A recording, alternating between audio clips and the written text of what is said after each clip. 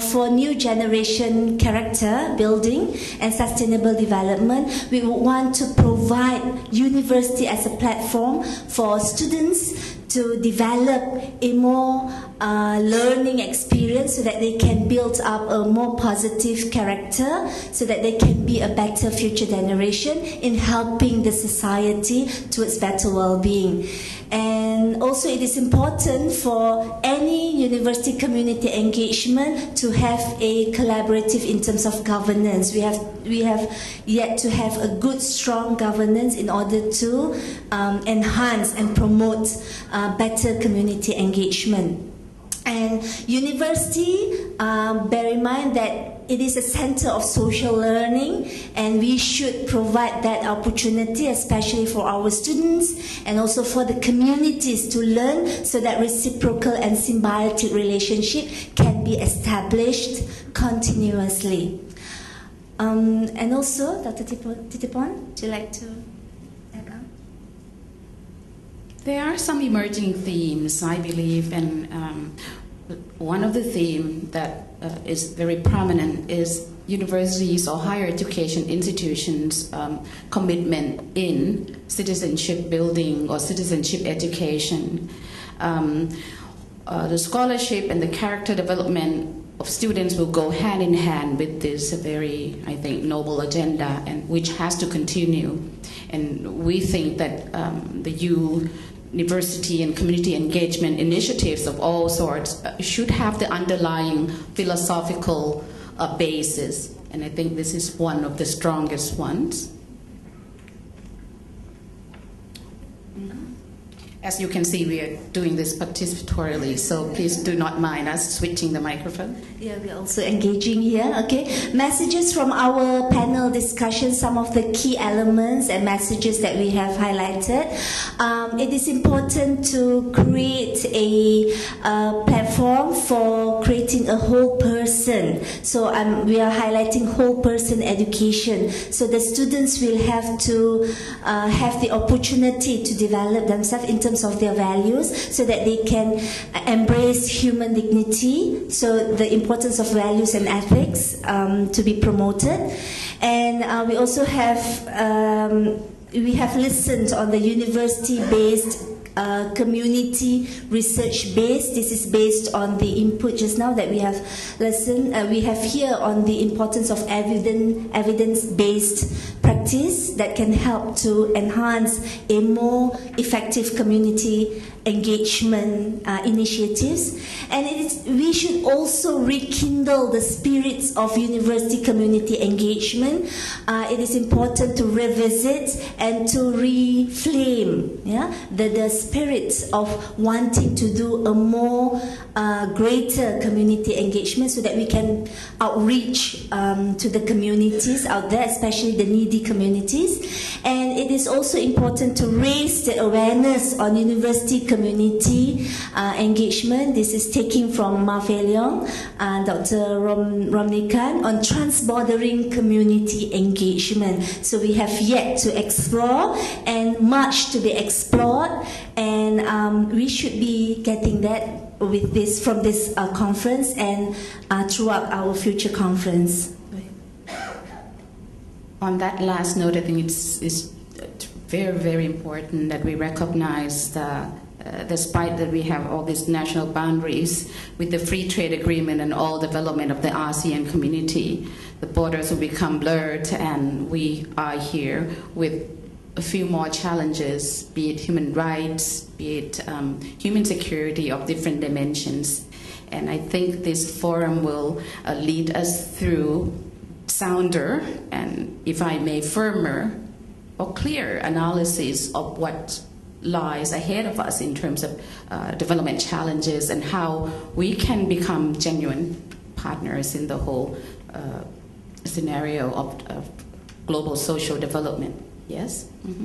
We cannot recap every themes, but I think there's at least one critical theme, one theme that is critical, I'm sorry, and that is to help all of us here rethink the term engagement and empowerment, And with all the respect of differences in the opinions and difference in your experience, we found that it's very interesting that here at this conference we still shared with one another the differences that we have in terms of interpretation based on our own experience about what empowering means or what university community engagement means. Many people are familiar with the old extension of services scheme, which is okay. That's one way of, I guess, getting to know yourself better by asking important questions about how can extension services be empowering. How can you further enhance that empowerment perspective? Is empowerment means rehumanizing yourself as well as rehumanizing the whole process of interacting with one another. And so here are some more observations. Okay, some of the main observation from parallel session, we've noticed that there are papers demonstrated new knowledge and its application and implication for university community engagement. So we can divide the papers, appears to be divided into two broad categories. First categories were paper which was demonstrated new knowledge creation and its application into action. These papers did reflect the integration of research into practice and further elaborate on its implication to community development. The second category is how this new knowledge and findings as well as ideas presented at the conference be integrated into future university community engagement practice. We have noticed that there were papers consisting new knowledge, new findings and ideas that have real potentials for community development but have yet to be integrated into practice and to be widely shared by communities. So from this clearly suggests that many of us are still grappling in understanding the real meaning of community engagement. And it is hoped from this conference that much have learned on the major elements of community engagement, which should include reciprocal and symbiotic relationship between university and community, the need for participatory action towards community empowerment, and as well as sustainability. And it is also important that any type of community engagement initiatives must have the value-based education. It has to be revisited so that we can embrace values and ethics while doing and implementing any types of community engagement projects. If I can see from afar because I lost my glasses this morning. Good sign. I guess there are a few during discussions and interaction. I guess a few sub themes or new emerging themes, if I may, came up. The one, I think this is one of the sub theme indeed, but we have the what you call exploring. We have been exploring the notion of appropriate or newer paradigm for research.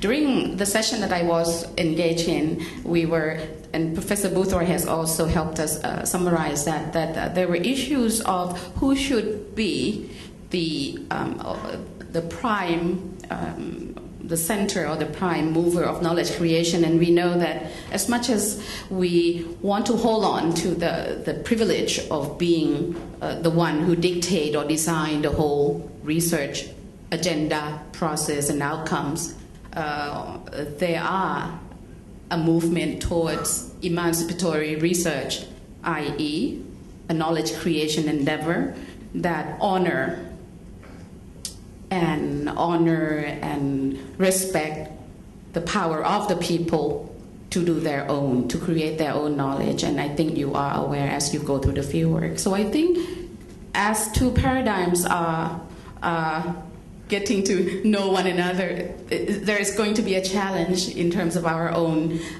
examining our own familiarity and our own comfort zone, because we're so used to being the owner. Okay, so this will be another step of engaging in or learning more about participatory approach to to knowledge creation and how that can feed in back into the accumulation of even richer knowledge that universities can have. It's not an either-or or win-lose situation, but it will be a win-win, because universities will only be enriched by interacting and co-creating knowledge with the communities.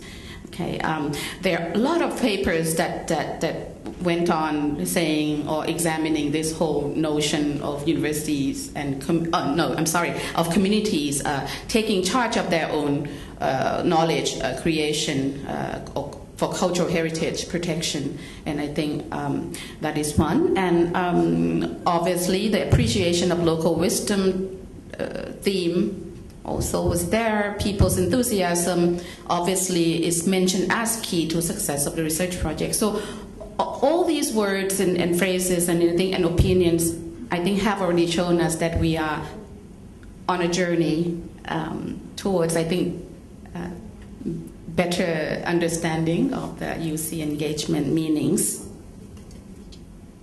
We won't go into detail, but my observation has been that be it through panel discussion, keynote speakers, and paper presenters,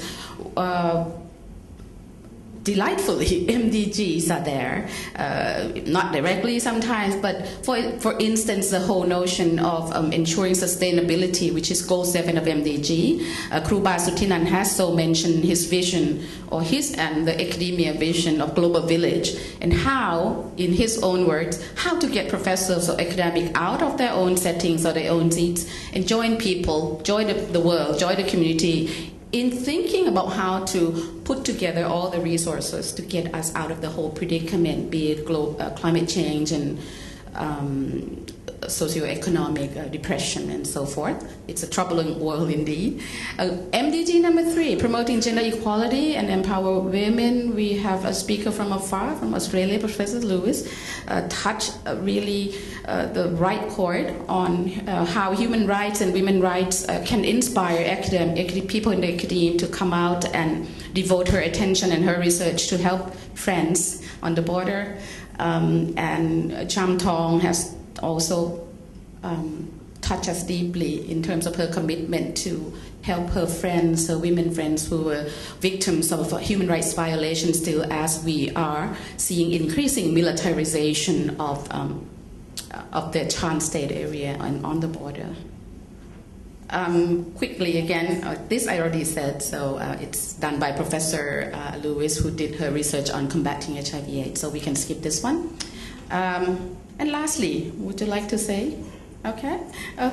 Both of us feel that we have been so privileged to help each other, the whole team from the January 19, it's January 2010, all the meetings, all the plannings, back forth Penang, Bangkok, Chiang Mai, and my colleagues, Thammasat, Lampang, Thammasat, Thaprachan, and Rangsit, my younger colleagues, team of program committees, all put their efforts to make this whole thing work. And I think the privilege lies, I think, in having a chance to together reflect with you the meanings and the purpose of what we do as people in the academia.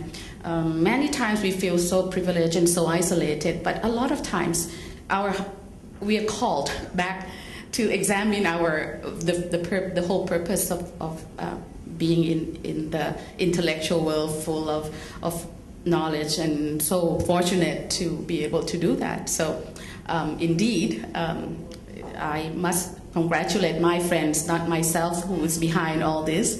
May I even begin by thanking our partner, USM, the Division of Community and Industry Network, who has provided such impetus and inspirations, being the leader in this whole area.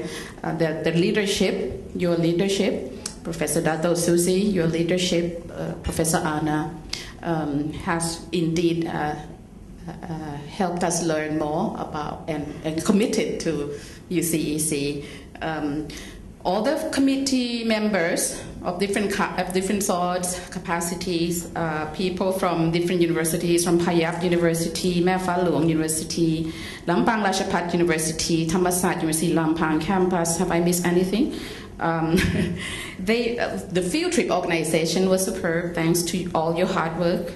The Ministry of Human Security, of Social Development and Human Security provided some generous financial support as well. The Government Savings Bank and many others who I might miss naming, but you know that you are in my heart in terms of thanking. All participants, paper presenters, keynote speakers, everyone, I think, deserve a big round of applause. Would you like to fill the... On behalf of the organizing committee, we hope all of you have benefited from the 4-day conference, including the exciting and fun field visits. We apologize for any shortcomings, but we do look forward for your continued, and we value your support in our future programs, so that together we make a difference and together we can contribute to the development of the communities, and all of your comments are very much appreciated. Sawadika. And all my committee, the program committee members, the young generation of scholars to stand up, and Dr. Jarupa Panichapak, the coordinator, Kun Yui, the webmaster who is not here, could you please all stand up? The subcommittee of Lampang, Thammasat Lampang, you deserve member of staff from USM, if you're still here, some of you are here, some maybe have gone. Dr. You know the name, Dr. Professor Anna. Dr. Tan, you have been having meetings with us and having a lot of great times. Dr. Adi, could you please? We also have Sita. Where is Sita? Sita is our secretariat. Yeah? And also to Professor Datuk Suzy Si Ching Ming, a big round of applause to her. She has been very supportive. And also to our Professor Datuk Omar Osman, our Vice Chancellor of University of South Asia, who has been approving. Yeah, he does all the approval for us to be here. Thank you so much. Sawadika, thank you very much, and we hope to see all of you again and in the future. Thank you.